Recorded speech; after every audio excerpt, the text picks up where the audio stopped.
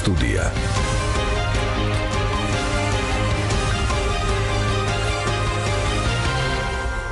მოგესალმებით პატივცემულ რადიო მსმენელებო, ჟურნალისტი გიორგი ჩოგოშვილი. გაიგო ჩვენი სტუდია ყველა თქვენგანისთვის ძალიან მნიშვნელოვანი, ძალიან სერიოზული, ძალიან საინტერესო თემით.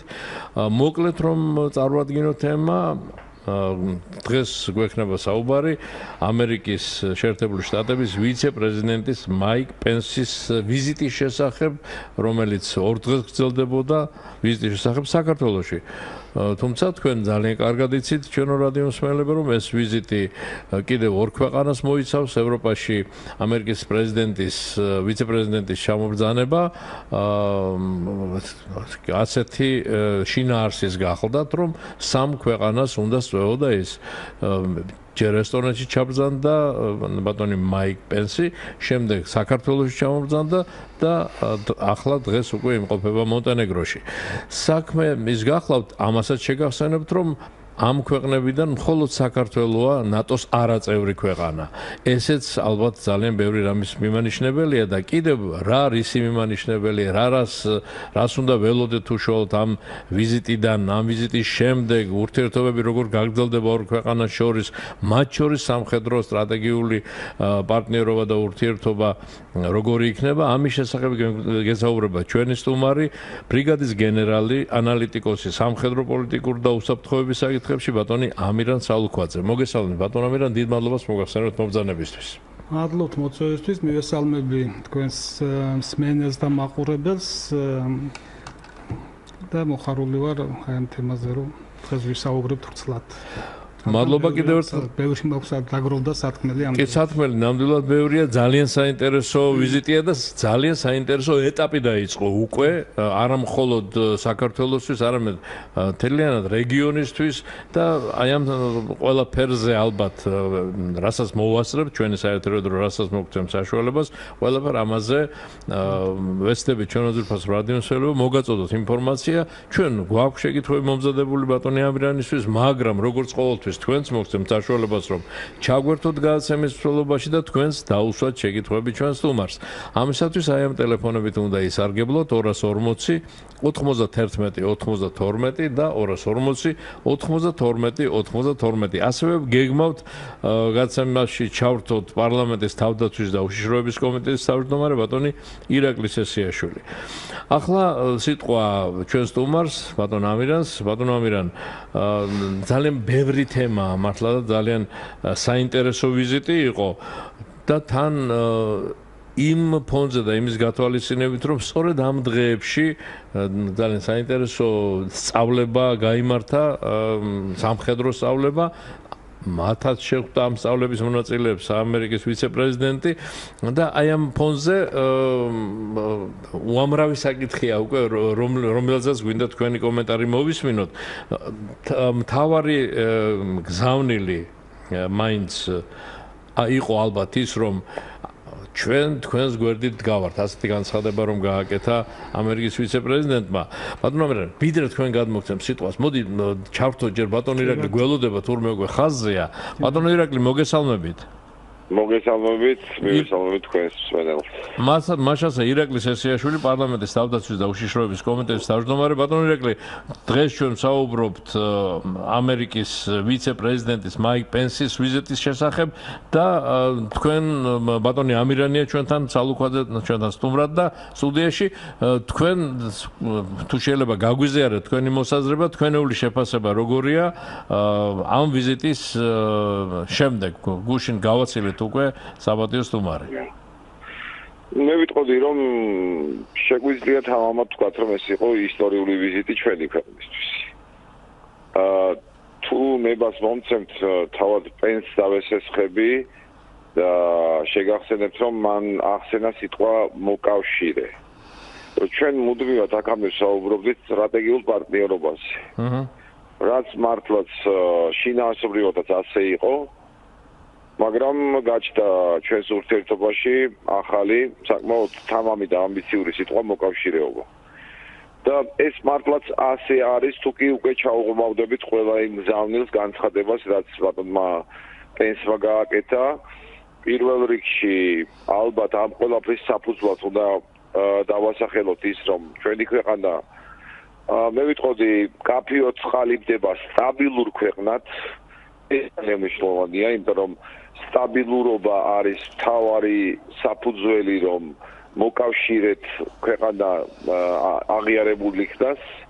სტაბილურია ჩვენი დემოკრატია, სტაბილური არის ჩვენი უსაფრთხოება, სტაბილური არის ჩვენი ეკონომიკური განვითარება და შესაბამისი გეოპოლიტიკური ინტერესთა თანხვედრის პირობებში ბატონმა პენსმა მართლაც ესეთი კაფეო და ესეთი ძლიერი განცხადებები და გზავნილები გადმოგცა და მუდმივად ხაზს უსვამდა, რომ ეს არის ბატონი ტრამპის, ამერიკის შეერთებული შტატების პრეზიდენტისა და ამერიკის პოზიცია, რაც შეეხებოდა ჩვენ ტერიტორიულ მთლიანობას, რაც შეეხებოდა ჩვენ მოკავშირეობას, რაც შეეხებოდა ჩვენთვის მხარდაჭერას ყველა იმ საკვანძო მნიშვნელოვან სტრატეგიულ მიმართულებებზე, რომელიც ჩვენი ქვეყანა რომლებიც ჩვენი ქვეყნისთვის ძალიან მნიშვნელოვანია. ეს არის ევროატლანტიკური ინტეგრაცია, ეს არის ეკონომიკური განვითარება, ეს არის თავდაცვა უსაფრთხოება და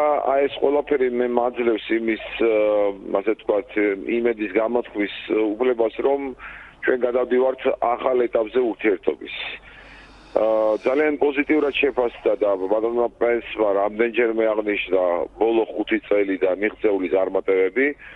ასევე ხაზი გაუსვა სწორ პოლიტიკას, რომელსაც საქართველოს ხელისუფლება ახორციელებს და აღარ საუბრობ უკვე თავდაცვის და უსაფრთხოების სფეროში ჩვენი ქვეყნებს შორის თანამშრომლობას, რამდენადაც ეს აყვანილია, მე ვიტყოდი, გუნდურ ურთიერთობამდე. თქვენ იცით, რომ ჩვენი ჯარისკაცები ამერიკელებთან ერთად, მე ვიტყოდი, ერთი ოჯახის ფორმატში, ასე ვთქვათ, ემსახურებიან მსოფლიოს მშვიდობას და უსაფრთხოებას. და აქაც ძალიან სერიოზული მხარდაჭერის განცხადებები გაკეთდა მათ შორის პირდაპირ დახმარებებზე და მხარდაჭერაზე თავდაცვის სფეროში. ძალიან კარგი მართლაც წარმატებული ვიზიტი, დღეიდან უკვე ჩვენ უკვე ამ გზავნილებიდან გამომდინარე უნდა ვიზრუნოთ შემდგომ ნაბიჯებზე. მე ამასაც დავამატებ, რომ ძალიან კარგი ურთიერთობა ჩამოგვიყალიბდა ბატონი ტრამპის ადმინისტრაციასთან, ძალიან ინტენსიურად მუშაობთ და ეს აძლევს იმ ჩემს აქამდე ნათქვამს, რასაც ქვია მოკავშირეობა.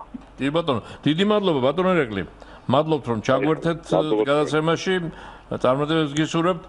ბატონი ირაკლი სესიაშვილი პარლამენტის თავდაცვისა და უშიშროების კომიტეტის თავმჯდომარე ჩაგვერთო ახლა პირდაპირ ეთერში და სიტყვას გადავცემ ბატონ ამირანს. ბატონ ამირან, მოდით გავაგრძელოთ საუბარი ალბათ სწორედ იქ, სადაც ბატონმა ირაკლიმ დაასრულა, რომ მან ბოლოს ახსენა, რომ მართლა დინამიკა ძალიან შესამჩნევი ხელშესახებია ტრამპის ადმინისტრაციისა და ჩვენს ხელისუფლებას შორის. აი ამის აქედან დავიწყოთ და შემდეგ დეტალურად მივყვეთ ყველაფერს. დიახ, ეს ნამდვილად ასე არის, შეფასებებში ბატონ ირაკლის ვეთანხმები, ნამდვილად ახალი ეტაპი არის ორ სახელმწიფოს შორის და აი ამ ვიზიტიდან ჩვენ ძალიან ბევრი შედეგი უნდა მაქსიმუმი უნდა ამოვიღოთ.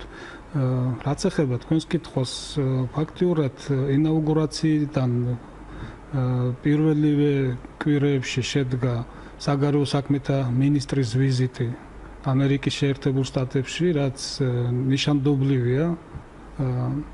სოფლიოში 200-მდე ქვეყანა არის და ძალიან ბევრს ჰქონდა სურვილი ასეთი სწრაფი ვიზიტი განეხორციელებინა. ზოგ ქვეყნის დელეგაცია დღესაც არ არის ნამყოფი ამერიკაში და საპასუხო ვიზიტებზე ხო საერთოდ არ ვსაუბრობ რა.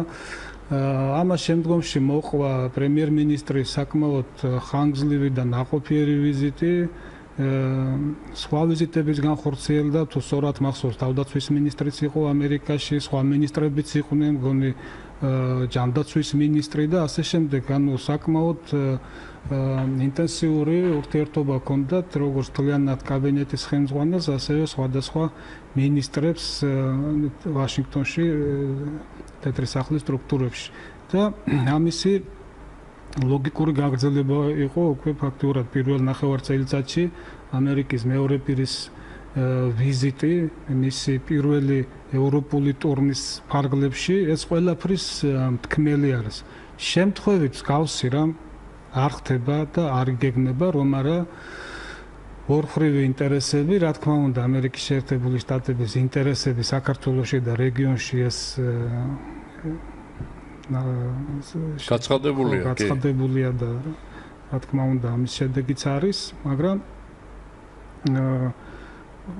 აი ეს დინამიკა განვითარების გვაძლევს ჩვენ იმის საშუალებას და იმედებს, რომ შემდგომში უფრო ინტენსიური და უფრო შედეგიანი იქნება ჩვენი შეხვედრები. ამის საკმაოდ სერიოზული საფუძველი არის ჩაყრილი ამ 7 თვის განმავლობაში. და ის რაზედაც ასევე ბატონმა ირაკლიმ გააკეთა აქცენტი, მართლა ძალიან მნიშვნელოვანი რამაა, რომ ჩვენ არა მხოლოდ სტრატეგიული პარტნიორები ვართ, რაც თავისთავად ძალიან სერიოზული და მნიშვნელოვანია, არამედ უკვე მოკავშირე სიტყვის გამოჩენა, უფრო ახალ ეტაპზე გადასვლა მართლა ჩვენი ურთიერთობების, ხო ბატონო? სრულიად გეთანხმებით და ჩვენ აი ამ სიტყვას უნდა ჩავეჭიდოთ, მინდა კიდევ ერთხელ გავიმეორო, რომ როგორც ვიზიტები არ იგეგმება ასეთი შემთხვევით და ფაქტურად როცა პირველი ვიზიტი ხორციელდება მისი ევროპაში, ასევე ამერიკის პირველი პირები, არც პრეზიდენტი, არც ვიცე-პრეზიდენტი, არც სახელმწიფო მდივანი, არც სხვა უწყების ხელმძღვანელები შემთხვევით არც ერთ სიტყვას, არც ერთ ფრაზას არ ხმარობენ. თქვენ თუ დააკვირდით ეს ერთი ზები რაც საუბრობდა, რაც ისასალმებელია და არც ერთი ზედმეტი სიტყვა არ უთქვამს. ძალიან ყურადღებით ვაკვირდებოდი მის გამოსვლას, ბევრი მისი კოლეგის და სხვა უფრო მაღალი თუ დაბალი თანამდებობის პირებისთვის მისმენია, საკმაოდ მოზომილად საუბრობდა ზედმეტი ფრაზების გარეშე და ყველა მის წინადადებაში იყო გარკვეული შინაარსი ჩადებული და თავისთავად სიტყვა მოკავშირესაც ის შემთხვევით არ იტყოდა და ჩვენ აი ეს თემა მოკავშირეობის უნდა განვავითაროთ და ჩავებღავიჭოთ უნდა, რომელიც შესაძლოა ნატოს თქვათ პარალელურად ორმხრივი რაიმე ხელშეკრულებით დასრულდეს. ჩვენთვის ეს სასიცოცხლოდ მნიშვნელოვანი არის და თუ ეს მოკავშირეობა სხვა ფორმით პოვებს განვითარებას, იქნება ძალიან კარგი. ამ ეტაპისთვის მით უმეტეს, როცა ჩვენს ირგვლივ ვითარება ძალიან დაძაბულია და იმ ფონზე, რაც ჩვენს რეგიონში ხდება, კონკრეტულად ჩვენს ოკუპირებულ ტერიტორიებში.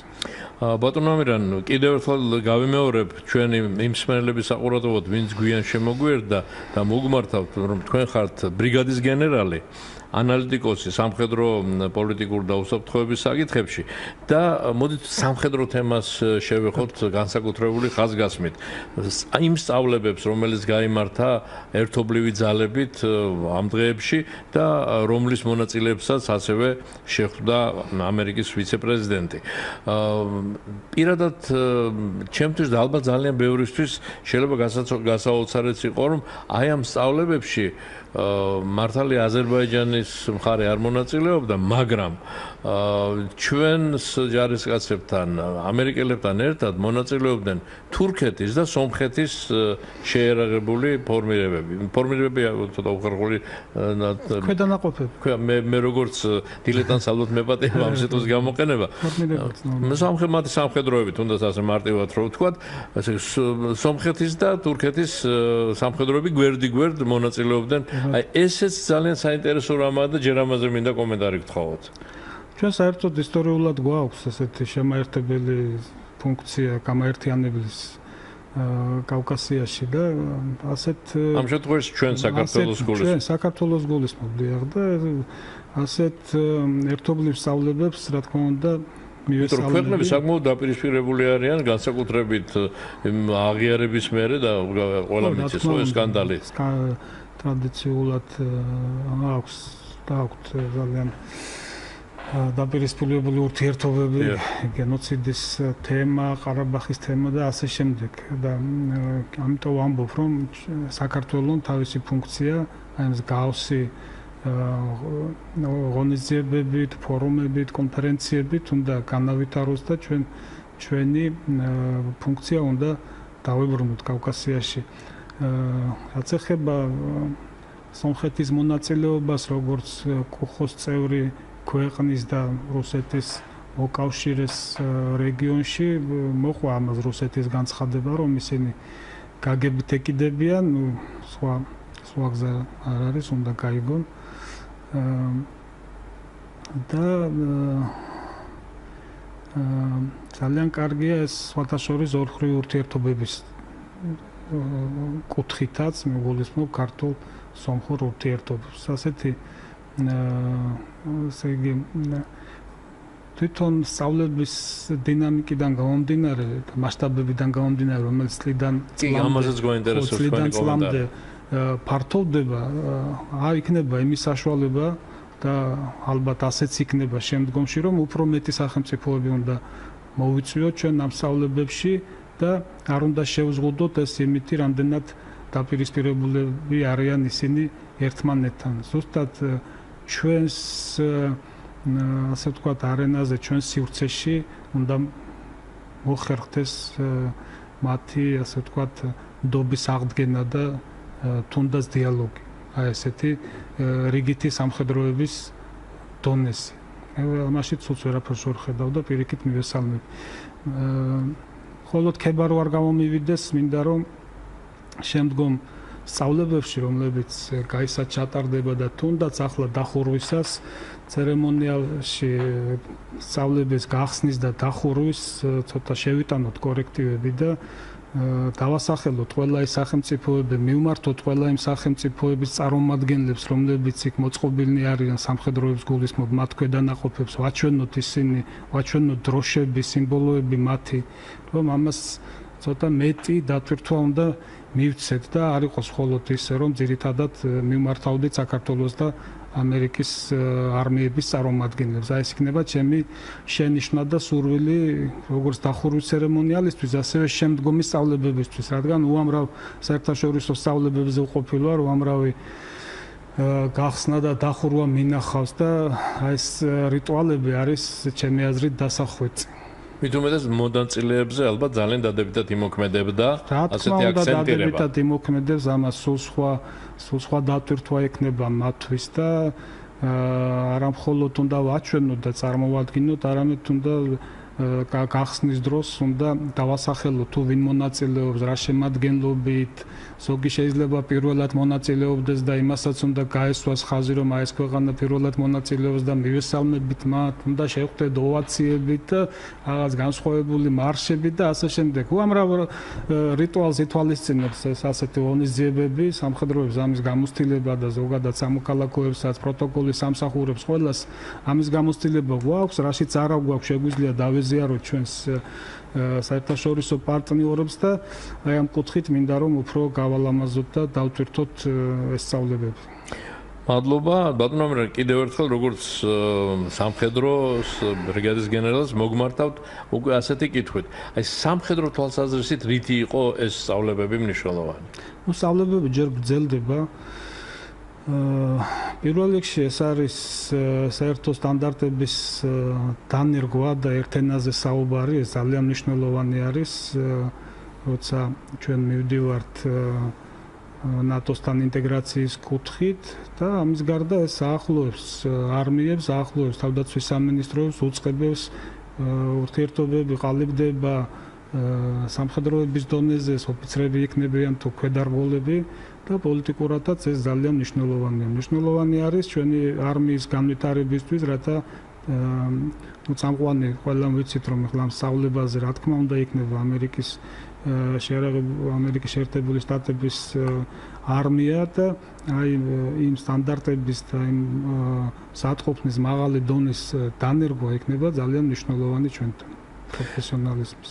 და ახლა როდესაც ამ მასშტაბებზე ვსაუბრობთ, უკვე რუსეთის თემაზეც უნდა გადავიდეთ, აი რუსეთის დამოკიდებულება როგორია, რა ინფორმაციები გვაქვს, რა განცხადებები გაკეთდა მოსკოვიდან და შემდეგ უნდა კითხოთ აგრეთვე პუტინის ვიზიტთან დაკავშირებით, რომელსაც ის გეგმავს და როგორც ამბობენ, ზუსტად ერთი კვირის შემდეგ 8 აგვისტოს უნდა შედგეს ეს ვიზიტი თვითგამოცხადებულ აფხაზეთის რესპუბლიკაში. რაც ეხება რუსეთის დამოკიდებულებას, ჩვენ მივეჩვიეთ ამას და ეს არ არის ახალი. რუსეთი საკმაოდ მწვავედ აღიქვამს ყველანაირ აქტივობას, რაც კი შეიძლება იყოს ნატოს მხრიდან ან ამერიკის შეერთებული შტატების მხრიდან მის საზღვრებთან ახლოს და საერთოდ რუსეთს ვერ წარმოუდგენია თავისი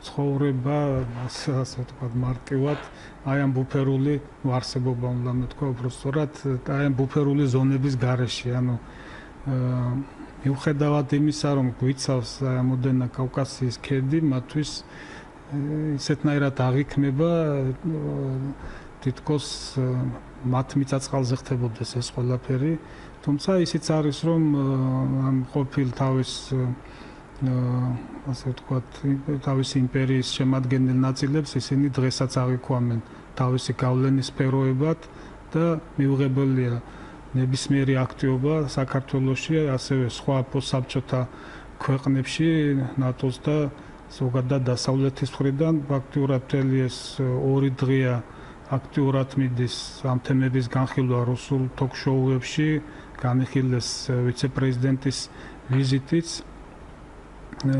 რა თქმა უნდა სწავლებების ძალიან ხშირად ახსენეს თუ ჩართვა არის გავაგრძელებ შემდეგ. მსმენელი გველოდება.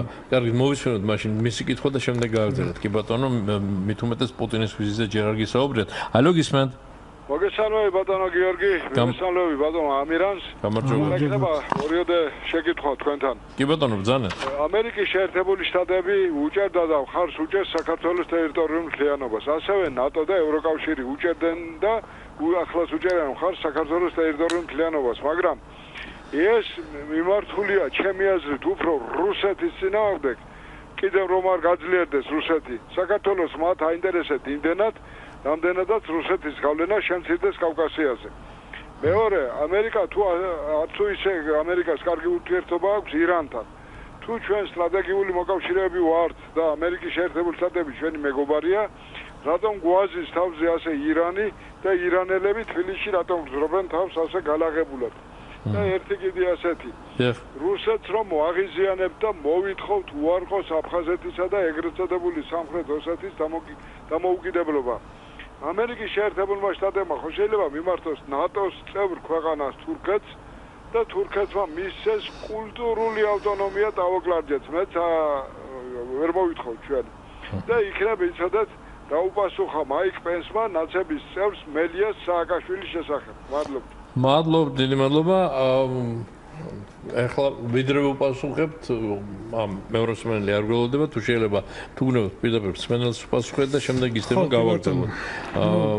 ესე იგი პირველი კითხვა იყო რომ მთლიანობას კი უჭერენ მაგრამ უფრო რუსეთის წინააღმდეგ არის მიმართულიო ეს. ჩვენ თავში ვისაუბრეთ რომ ყველა სახელმწიფოს აქვს საკუთარი ინტერესები, ამერიკასაც აქვს თავისი ინტერესები რეგიონში. მათ შორის რუსეთთან ურთიერთობაში და ახლა საუბარი თუ იმაზეა რომ ჩვენ გვიყენებენ რუსეთის საწინააღმდეგოდ,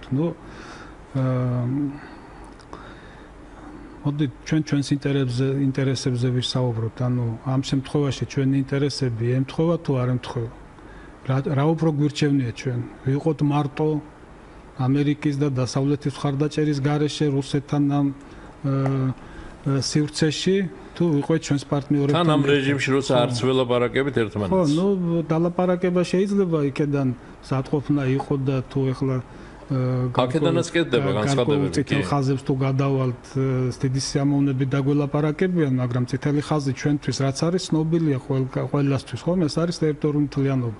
ეხლა რა მოხდა, როგორ მოხდა, რატომ მოხდა ეს აგვისტოს ომი, მანამდე 93 წელი, შემდგომში რაც იყო, ესეთიც გავიარეთ, ვერანაირი შედეგი ვერ მივიღეთ, ამაზე დიდხან შეიძლება საუბარი და ჩვენი ეთერი ამას არ ეყოფა. ამიტომ კიდევ ერთხელ ვიტყვი, რომ ჩვენს ინტერესებში შედის და დანარჩენი იმის იქეთ ახლა რაც არის ამერიკის ინტერესები რეგიონში ამ ეტაპზე მოდი ეს გამოვტოვოთ. რაც ეხება მეორე კითხვას გაღიზიანე. ირანი და ირანზე იყო საუბარი. ირანი და ირანელები. შიდა საკითხები ჩვენი ახლა რაც ეხება საემიგრაციო პოლიტიკას და ფაქტობრივად ის იგივე შიდა საკითხი იყო თურქეთში კულტურული ავტონომია. ხო, მაგრამ ახლა ეს კულტურული ავტონომიის მოთხოვნა მე მგონი ცდება ამას ყველაფერს რაზეც ჩვენ საუბრობ და აბსოლუტურად სხვა თემა არის და არ ამგონია რომ თურქეთი ამაზე წამოვიდეს ჩვენ უბრალოდ დავძაბავთ ურთიერთობებს ჩვენ დაუკლარჯეს გარდა კიდე სხვა ტერიტორიებზე შეგვიძლია თურქეთთან მიმართებაში ვისაუბროთ ისევე როგორც იმათაც აქვს პრეტენზიები და ჯობია ამ თემებს ჩვენ ამ ეტაპზე დავანებოთ თავი ჩვენ ახლა რატომღაც გონია რომ დავით აღმაშენებლის პერიოდში ვიმყოფებით არა ვარ დავით აღმაშენებლის პირობებში და აგერ რაც აგვაქვს შიგნით მოსაგვარებელი ჯერ ნაბიჯ-ნაბიჯს ამას უნდა მივყვეთ და უნდა მოვაგვაროთ ახლა ახალი რაღაც გაღიზიანების კერები და დალაგებული ურთიერთობების არევა სახელმწიფოებთან არაფერს არ მოგვიტანს. ირანს რაც ეხება და რაც ძანა ბატონმა მესმის ეს ყველაფერი და რა თქმა უნდა უგუნურობა შეიძლება წლების განმავლობაში ეს არ არის დღევანდელი, ეს არის საკმაოდ ხანგრძლივი პერიოდის განმავლობაში, როცა ჩვენ ფაქტიურად უკონტროლოდ მივუშვით გარკვეული პროცესები და რაღაც გარკვეული ქუჩები ვაქციეთ იმ დაგვარ ტერიტორიებად და ბელგიაში ბრიუსელში არის მაგალითად წითელი ქუჩა და ასე შემდეგ და გარკვეული აქ რაღაც ცუდი ტრადიციები მაგ კუთხით ჩამოყალიბდა მაგრამ ნაციონალური კუთხით ამის განხილვა და რაღაც არასწორი არლიყების ჩამოკიდებაც არაფერს კარგს არ მოგვიტანს. ასეთი საკითხები სახელმწიფომ ძალიან წყნარად ჩუმად გეგმაზომიერად ხანგრძლივი პერიოდის განმავლობაში უნდა გამოასწოროს და ამაზე უნდა იმუშაონ და მე ვფიქრობ რომ დაიწყებენ ამ თემაზე და უკვე დაწყებულიც არის რაღაც გარკვეული ღონისძიებები გატარდა მაგრამ ხმაურით ამ საკითხებს ჩვენ ვერ მოვაგვარებთ მხოლოდ დავძაბავთ და გავაფუჭებთ ურთიერთობებს მოხდა ეს ყველაფერი იმ პერიოდში როცა ჩვენ სახელმწიფო მთლიანად თავრობამ დაიწყო ინვესტიციების მოზიდვა და ყოველი კვადრატული მეტრის გაყიდვას თუ ყოველი დოლარის შემოტანას საქართველოში მივესალმებოდით და ბიზნეს ვერ უკარნახებ შენ სად ჩადოს და სად განავითაროს რა თქმა უნდა რომელიც ყველაზე კარგი ადგილებია ის არის მიმზიდველი ბიზნესისთვის და როცა ჩვენი ბიზნესი ამას ვერ ახორციელებდა ეკონომიკური სიდუხჭირის გამო შემოვიდა და დაიკავა სხვა დღეს ახლა ჯოხით და პანღურებით ამ საკითხების გადაწყვეტა არ მიგვიყვანს კარგ შედეგამდე. ახლა რაც ეხება პუტინის და რუსეთის გაღიზიანებაზე მოვიდეთ კიდევ ერთი სვენელი გველდება ჯერ მოვისმინოთ მისი კითხვა. ალო გისმენთ? არ არის ხაზზე? გამარჯობათ მოგესალმებით. გაგიმარჯობთ. თქვენ აღნიშნეთ რომ განსაკუთრებულად რუსეთის კენეულად თარიღმაც ნატოს გაფართოებას ეცეთ რომ ნატო და შემდეგ არსებობდა ვარშავის ხელშეკრულება, მაგრამ ვარშავის ხელშეკრულების დაშლის შემდეგ უკეთ და ნატო არ უნდა გაფართოებულიყო და როგორ ფართოვდება ეს ერთი მტკნეული საკითხი რუსეთსაც კიდე აი თქვენ აღნიშნეთ რომ თუმცა მეგვაიცა რომ ამერიკელები თვითონ განაცხადეს და რომ პირველი ამერიკის არის ყველგან სასიცოცხლო ინტერესები და უპირველესი ნებისმიერი წესის დადებით უკაზე თითი და იფრის რომ ამერიკა ეს არის ჩემი სასიცოცხლო ინტერესების სფერო გამომდინარე ერთი და მეორე კიდე აი ამ სასიცოცხლო სფეროდან გამომდინარე თვითონ და თავის ინტერესებიდან გამომდინარე რომ ამერიკა უპირველეს ყოვლისა და უკვე თვითონ ამის შედეგად აი ბოლო სანქციებით დაუპირისპირდა ევროპის გარკვეულ ძლიერ ქვეყნებს, სამყარო ქვეყნებს და მეორე თვითონ აქტიურობა აი ამ პატარა ქვეყნებში ალბათ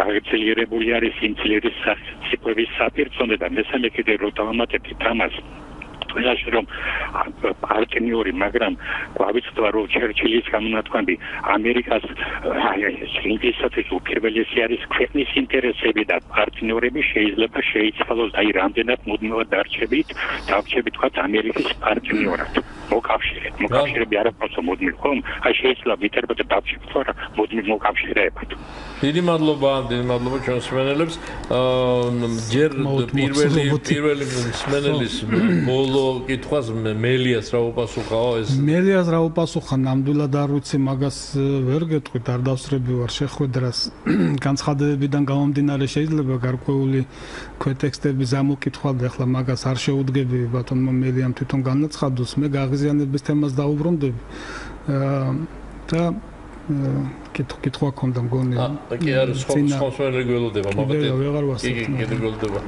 გისმენთ ალო ეთერში ხარ დიახ ალო ისმის დიახ მოგესალმებით ბატონო გოგი მოგესალმებით ბატონო სუმარო მე კიდროს არ წაგარქმევთ მაგრამ გეტყვით შენ ვარ აუხსა კითხვასაც მოგახსენებთ რომ ესე იგი ჯერ დავიწყეთ იქიდან რომ სულ ცოტა ხნის იყო ბრძანდებოდა ბატონი პოროშენკო უკრაინის პრეზიდენტი რომელიც ვიზიტმაც რა თქმა უნდა გამოიწვია რუსეთის ასე შეშფოთება ორ შემთხვევაში არის სიამოვნად ალო გისმენთ კი ბატონო რა თქმა უნდა არის სიამოვნებოდაც რუსეთის პოლიტიკურ წრეებს ეს მით უმეტეს რომ იქ წავიდა და წაიყვანეს და ის ოკუპირებული ტერიტორიით ახალგორის მხარე დაათვალიერებინეს ესეც მათ რა თქმა უნდა მუშაობს მათი FSB და გრუდა კარგად აგროვებენ ინფორმაციას ეს ერთი და მით უმეტეს ახლა მეორე გამაღიზიანებელი ფაქტორი ეს პატრიცემული მეორე პირის ჩამობრძანება ამერიკის კი ამერიკის სუპერსახელმწიფოა მაგრამ და მისი დახმარება ბევრს ნიშნავს მაგრამ იმ ოპერაციას ვერ ვნახეთ მით უმეტეს 2008 წელს ისეთი ნაბიჯები რომელიც ჩვენ ბრიგადით დაგვიცავდა არც იარაღს გვაძლევენ ასე ვთქვათ უგვაძლევენ ძალიან არაეფექტურს და მით უმეტეს არც ჯარის პატარა ნაწილიც რა თქმა უნდა კარგი იქნებოდა რომ შემოეყვანათ თუ მაგას გააკეთებენ და ამის პირი არ ჩანს. ხოდა ის ვოიაჟი ამ პატრიცემულის დაგუჯდება იმათ რომ ერთ რო გადმოციონ მიწა კიდე რა უჭირს კიდე არ დაიკარგოს თლიანი დიდი ნაწილი რა თქმა უნდა ყველაზე დიდი შანსია დაიკარგოს ეგრეთ წოდებული კითხვა მითხარ საჯავახო საიდანაც გიუმრიდან პირდაპირ დამთანმების საჟიტირებას თუ შეიძლება კითხვა დამისვით რა დიახ კითხვა და აი ამის შესახებ ზუსტად რას ფიქრობ ეს საშიშროება როგორ ავიცილოთ როგორ შეიძლება რომ აი ეს გამაღიზიანებელი ფაქტორები რომ მოვხოთ იმიტომ რომ ის პირდაპირ ხმედით ნაბიჯდა მე და გავიგეთ გასაგებია დიდი მადლობა დიახ ასევე გაღიზიანების თემაზე დამთავრდა ის საუბრობდა რომ რუსეთი რა გავაკეთოთ ეხლა ნუ ღიზიანდებიან ეხლა გაღიზიანებულზე მეტი ვარ ჩვენ მე ბევრჯერ მithქვამს თქვენ ეთერშიც მათ შორის და არ მიყვარს პროცენტებით განსაზღვრა ტერიტორიები ჩვენ 20% კი არა გვაქვს ოკუპირებული ჩვენთან ოკუპირებულია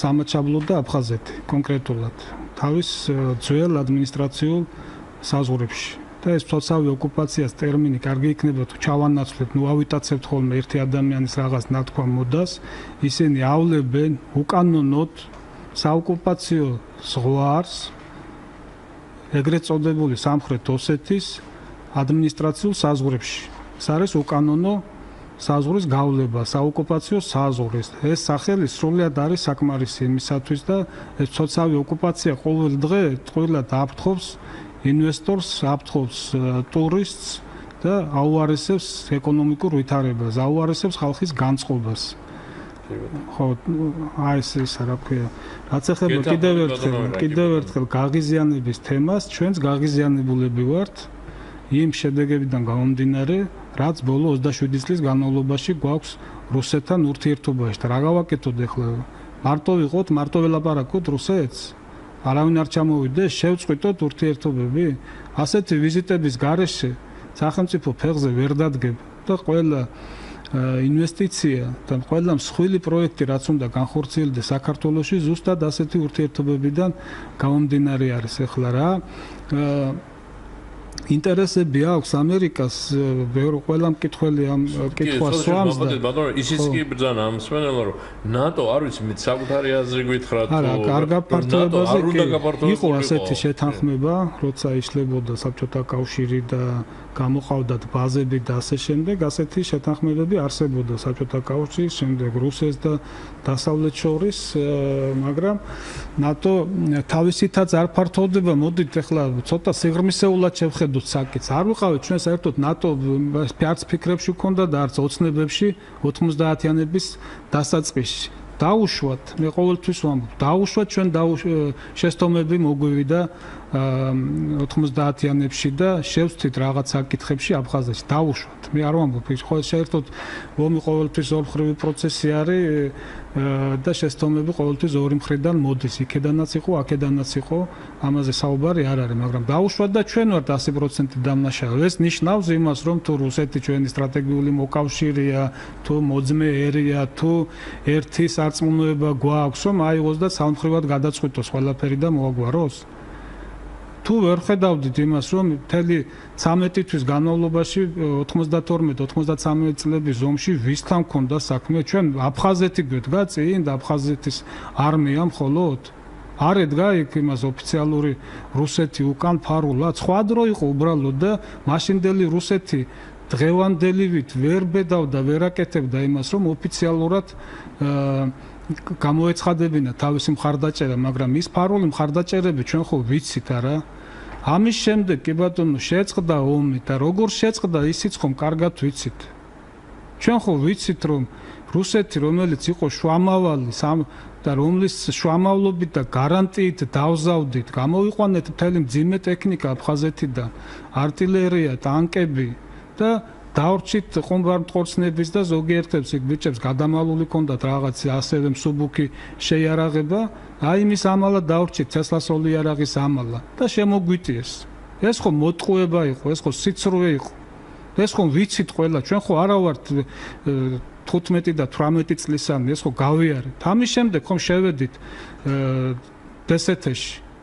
რა მიზნით შევედით? იმ მიზნით რომ მოგვეგვარებინა პრობლემები და კი, მაშინაც შეიძლება რაღაც ნაბიჯები ვერ გადავდგით სწორად და ვერ მივიყვანეთ პროცესები ბოლომდე, მაგრამ იყო რუსეთი მზად იმისათვის, რომ აი ეს საკითხები მოგვეგვარებინა, არა. რატომ დავიწყეთ ნატოსკენ ლტოლვა? ნატო თავისით, რა თქმა უნდა, აქვს ინტერესები ამერიკას, ნატოს და გასაგებია ეს ყველაფერი, მაგრამ ჩვენს გარდა სხვა სახელმწიფოებმა რატო გამოთქვეს სურვილი, რომ ნატოს წევრები გამختარიყვნენ? ესეც ხომ არ არის სამხრები, ისინი ხوار ჩამოდიან და ბოდიში რარგონის ხوار გვეტენებიან თუ გინდა თუ არ გინდა გახთით წევრებიო. ჩვენ გვაქვს ხო ამის სურვილი? სხვა სახელმწიფოებსაც ქონდა ბალტიისპირეთის ქვეყნებს, ახლახან გაწევრიან და რამდენიმე სახელმწიფო იქ შეიძლება არის ამ გაწევრიანებასთან რაღაცა კითხვები და მეცა მაქვს, მაგრამ საქართველოს ამ მიმართებაში ეს არჩევანი 90-იანების ბოლოს იქედან გამომდინარე მოვიდა რომ ამ დსთ-ს ფარგლებში ჩვენი პრობლემები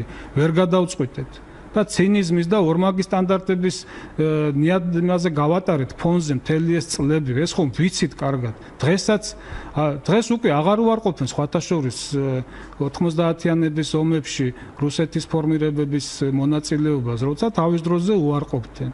ახლა დახვეული აქვს ხელზე, რომ ჩვენ მძინარე ცხინვალი გავაღვიძეთ артиლერიით. რა თქმა უნდა, მე არასდროს დამიმალია ჩემი ასე ვთქვათ, შეხედულებები და კრიტიკული დამოკიდებულება იმასთან დაკავშირებით, თუ როგორ მოვამზადეთ ჩვენ, როგორ მოვემზადეთ ომისთვის და ომისთვის ყოველ დღესაც უნდა ვიყოთ ომისთვის მზად და ცუდად ვემზადებით და მაშინაც ცუდად ვემზადებოდით და ცუდად ვაწარმოეთ ომი. არც სახელმწიფო იყო ამისთვის მზად, არც ხალხი იყო ომისთვის მზად და არც არმია იყო ომისთვის მზად. მე სხვა თემა არის.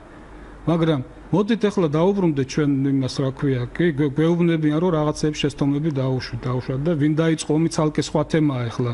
ომი არ დაწყებულა 8 აგვისტოს, ესეც გაიგეთ კარგად. ომი დაიწყო მანამდე, თვეებით ადრე. და სროლები იყო მუდმივად და მაშინ იქ ვილაპარაკოთ იმაზე და იქ იყვნენ დამკვირვებლები და თქვან 2 აგვისტოს ვინ ისრო და 6 აგვისტოს ვინ ისრო და მანამდე და ასე შემდეგ. ხო, და ის განცხადებები რაც მოყვა კოსოვოს დამოუკიდებლობას და ასე შემდეგ. ხო, ვილაპარაკოთ ამაზე, მაგრამ მე მინდა დაუშვათ და დავუშვათ კიდევ ერთხელ ვამბობ, ახლა ეს კი არ გაიგოთ ისე რომ მე ამას ვადასტურებ. დაუშვათ ჩვენ დავიწყეთ ომი. სამშვიდობო მისია რისთვის დგას იქა? იმისთვის რომ ცეცხლი შეიძლება გაიხსნას და ცეცხლი თუ გაიხსნა გააქვს იმისი მანდატი გაეროსი რომ შეწყვიტო კონფლიქტი დააშორიშო მხარეები და შენ იმის მანდატი კი არა გაქვს რომ ისარგებლო რომელიღაცა მხარის არასწორი ქმედებებით და ცალმხრივად გადაწყვიტო კონფლიქტი და რუსეთმა ზუსტად ეს გააკეთა. არა თუ პროვოცირება მოახდინა ამ ომის, შემდეგ ისარგებლა ამ პროვოცირების შედეგებით და იმ საინფორმაციო ომით, რომელიც ჩვენს წინააღმდეგ იყო განხორციელებული, ჩვენი შეცდომებით კიდევ ერთხელ ვამბობ. და ცალმხრივად ყველანაირი ნორმების დარღვევით გადაწყვიტა კონფლიქტი და უმოკლეს ვადებში მოახდინა ამ რეგიონების აღიარება. საერთოდ აფხაზეთი რაშვაში იყო თუ ცხინვალი გავაღვიძეთ, სიტყვაზე ვამბობ, ხო? აი ეს თემები გავიხსენოთ, ხო არ შეიძლება ესე რამდენიმე წელიწადში დაგვავიწყდეს ყველაფერი და ისევ ბაბაია ვეძახოთ. მე არ დამიმალავს არაზროს, რომ დღესაც მომხრევ ვარ დიალოგის რუსეთთან. დღესაც მომხრევ ვარ არა თუ კარასინი აბაშიძის უფრო მაღალ დონეზე იქნას ეს დიალოგი აყვანილი და იგივე იანკელის განცხადება ბოლო გაიხსენეთ, რაც თქვა დიალოგთან დაკავშირებით, რომ ეს არის სუვერენული სახელმწიფოების უფლება და ჩვენ არა თუ უფლება გვაქვს ამის ინტერესშიც შედის, რომ ეს დიალოგები შედგეს. დიალოგი როგორც მინიმუმ არის კონფლიქტის გადავადება, ესეც უნდა ვიცოდეთ. რომ დიალოგის დროს ყოველთვის არის რაღაც უკეთესობისკენ მოლოდინები და ეს ჩამორაზვა იმისი ფანჯრების და კარებების ამას კარგი შედეგი არ მოაქვს. არც იმას მოაქვს კარგი შედეგი, რომ ეხლა რუსეთის გაღიზიანების გამო ჩვენ აქ ნაბიჯი ვერ გადავდგათ, სტუმარი ვერ მივიღოთ და რანჟირების მიხედვით ვარჩიოთ. ეხლა ყველაზე მაგარი სახელმწიფო ვერ მივიღოთ და რაღაც იქ ჭეკლაში ვითამაშოთ. არა ბატონო, აი ესეა და ამ დონეზე ვართ. და აი გაღიზიანებას ვარესად იწვევს ის, რასაც ჩემი კოლეგები აკეთებენ მთელი ამ 2 დღის განმავლობაში და დავწერე მე. რას გულისხმობ? გულისხმობ იმას, რომ არ არის ეს საჭირო ზედმეტად აჟიტირება ამ იმისი თემის, აი კოლონები 200 მეტრში და რა გვინდა ეს ყველაფერი, იმათაც კარგად იციან, ჩვენც ვიცით. დაგეგმილია სწავლება, ჩავატაროთ ნორმალურად. მიღებულია მთელ მსოფლიოში, მათ შორის ზე სახელმწიფოებს შორისაც კი, როცა მიმდებარეთ სწავლებებს ატარებენ, ისინი არ ამბობენ, რომ მე შენს წინააღმდეგ არის მომართული. ისინი ამბობენ, რომ მე ჩემს გეგმიურ სწავლებას ვატარებ და ჩვენ ვართ ერთი სახელმწიფო მსოფლიოში, რომელიც აქედან მესიჯებს უგზავნით რუსეთს, გამაღიზიანებელს და გამომწვევს. რაში გჭირდება ეს მესიჯები? რაში გჭირდება ამ მეტრების გადაზომვა იქა? ვიცით ეს მეტრები და ჩვენც ვთქვა. მაგრამ კარგი შედეგი არ მოაქვს და შედეგი გვიპასუხა. პუტინს შეიძლება დაგეგმილიც ჰქონდა სოხუმში ჩასვლა, მისი ვიზიტების ღვთაშორის ისე იგეგმი, არა მხოლოდ ვიზიტები. სატელევიზიო გამოსვლები ჯერ იწერება და რამდენიმე დღის შემდეგ შუქდება ხოლმე ეს თელმა მსოფლიო მიცის და რა თქმა უნდა ის ერთი წლით ადრე არ გამოაცხადებდა ჩავიდოდა თუ არა სოხუმში. და ის რომ ეს გამოცხადა ესე სადღაც 5-6 დღით ადრე ვიზიტამდე ზუსტად იმის მიმანიშნებელია, რომ აი ჩვენი აქ ზედმეტად აჟიტირებული რაღაცა მესიჯების გაგზავნის საპასუხოდ არის ზუსტად. და ასეთ რაღაცებს მოვერიდო ჩვენ თუ არ გვინდა ახალ კონფლიქტში გავხვიოთ თავი, იმიტომ რომ ამ კონფლიქტისთვის ჩვენ საკმაოდ სერიოზული მომზადება გვჭირდება და ორი ეთერი არ მეყოფა იმაზე სასაუბროთ, რა არის გასაკეთებელი.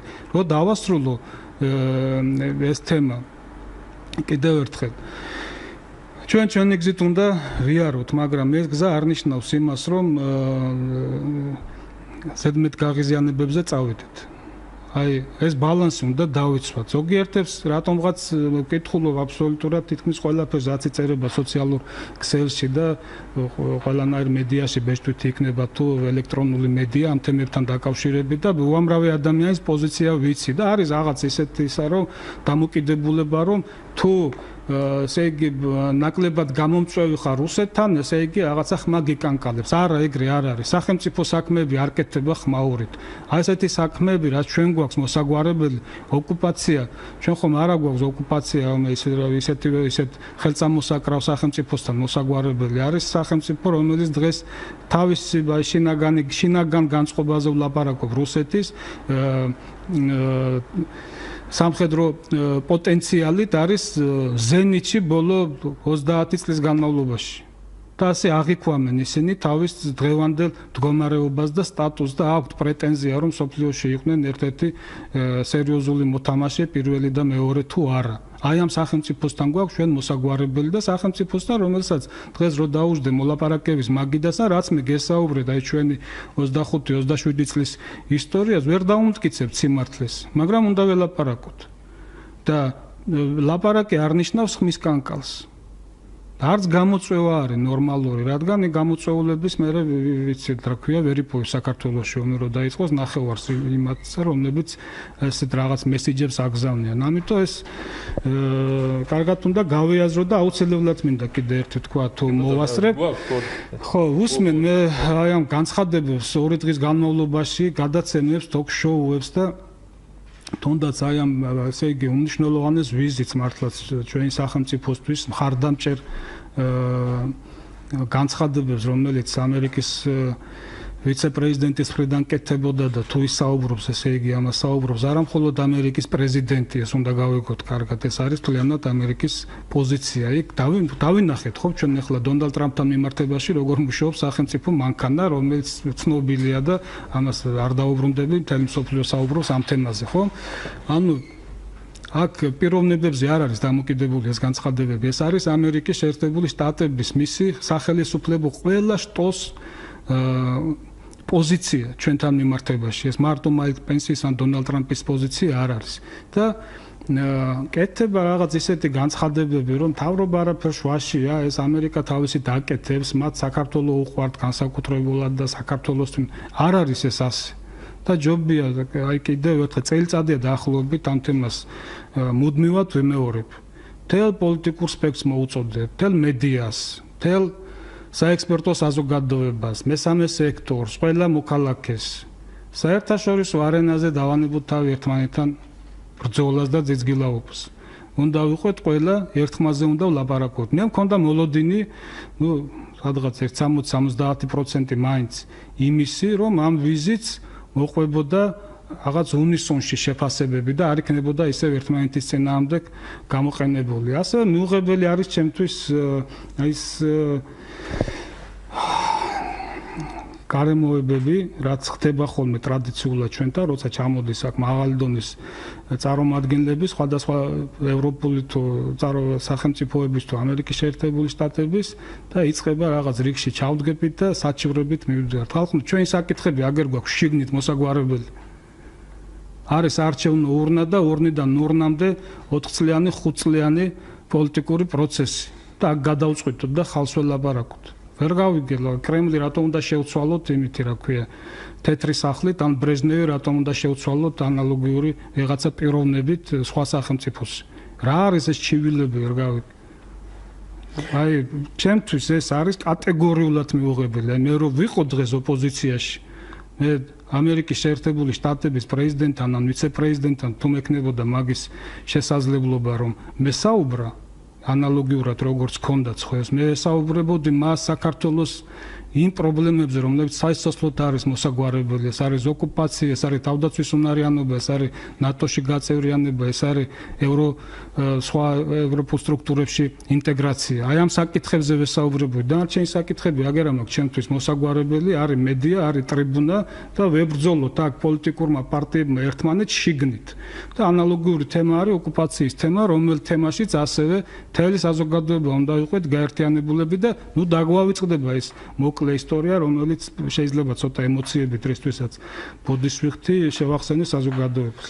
დიდი მადლობა ბატონო მე პირიქით არაფერი საბოდიშო არ გაქვს ნამდვილად ძალიან საინტერესო ძალიან მნიშვნელოვანი მესიჯები წამოვიდა უკვე თქვენგან მადლობა ამისთვის და ახლა უკვე უნდა დავამშვიდობოთ ჩვენს ფრენებს დრო ამოგვეწურა მაგრამ კითხვებს მოდი ვერ უპასუხეთ მაგრამ პრაქტიკულად ყველაფერს უპასუხეთ მაგრამ ერთი ფრაზა მინდა ჩვენი მსმენელის მიერ ნათქვამი რომ აი ეს პარტნიორობა ეს მოკავშირეობა მუდმივია თუ არა და თვითონ ვეგასა ამას პასუხი ჩერჩილის სიტყვებით რომ მუდმივი პოლიტიკაში და ურთიერთობებში სახელმწიფოთა შორის მე თუმეტეს არაფერი არ არის მუდმივი უნდა იყოს ინტერესები მუდმივი უნდა იყოს ენა მამული სარწმუნოება რაც დაგვიტოვეს ჩვენმა წინაპრებმა ჩვენ ამაზე უნდა ვიმუშაოთ ეს ინტერესები ხან ერთ სახელმწიფოსთან დაემთხვევა ხან მეორე სახელმწიფოსთან ამის მაგალითები ქონია ჩვენ არა გვაქვს 25 წლიანი ისტორია მრავალი ათასი წელია მოვდივარ და სასიამოვნო იყო რომ ვიცე-პრეზიდენტმა გაუსვა ხაზი ამ ჩვენს ისტორიას და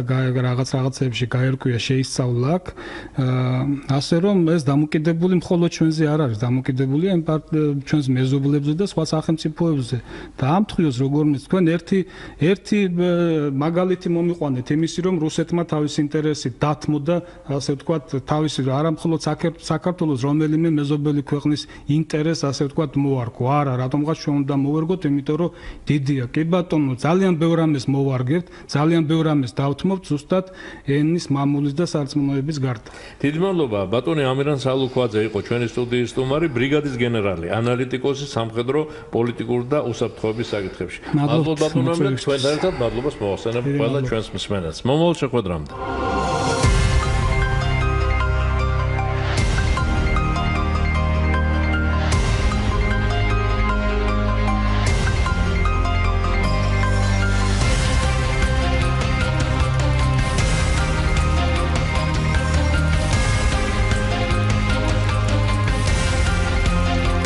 სტუდია